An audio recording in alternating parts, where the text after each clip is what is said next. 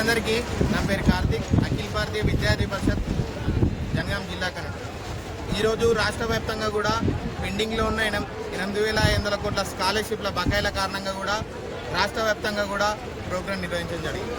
ఎందుకోసం అంటే రేవంత్ రెడ్డి గారు ఏం చెప్తున్నారంటే పెండింగ్లో ఉన్న స్కాలర్షిప్లను విడుదల చేయాలని చెప్తున్నారు. మన తెలంగాణ రాష్ట్రంలో 3,40,000 కోట్ల బడ్జెట్ ఉన్న తెలంగాణ రాష్ట్రంలో 40,000 కోట్లు విద్యార్థుల కోసం కేటాయించడం అంటే ఎందుకు కేటాయించామని మేము ప్రశ్నిస్తా ఉన్నాం.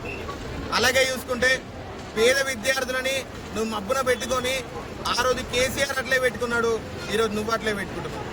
చూడు రేవంత్ రెడ్డి, నువ్వు ఎలక్షన్ టైంలో ఏమైతే హామీలు ఇచ్చినావో మాకు విద్యార్థులకు స్కాలర్షిప్లు ఇస్తా అని చెప్పినావు.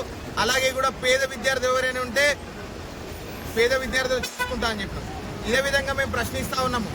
యావత్ తెలంగాణ రాష్ట్ర వ్యాప్తంగా కూడా అఖిల భారతీయ విద్యార్థి పరిషత్ నీకు ఒకటే చెప్తుంది, గత ప్రభుత్వంలో కేసీఆర్కి ఏ గతి అయితే పట్టిందో ఈ ప్రభుత్వంలో నీకు ఇదే గతి పడుతుందని చెప్పి మేము ప్రశ్నిస్తా ఉన్నాము. రాబోయే రోజుల్లో స్కాలర్షిప్లు విడుదల చేయకపోతే ప్రగతి భవన్ గోడలు బద్దలు కొడతామని చెప్పి అఖిల భారతీయ విద్యార్థి పరిషత్ ప్రశ్నిస్తా ఉన్నాం. థ్యాంక్ యూ, ధన్యవాదాలు.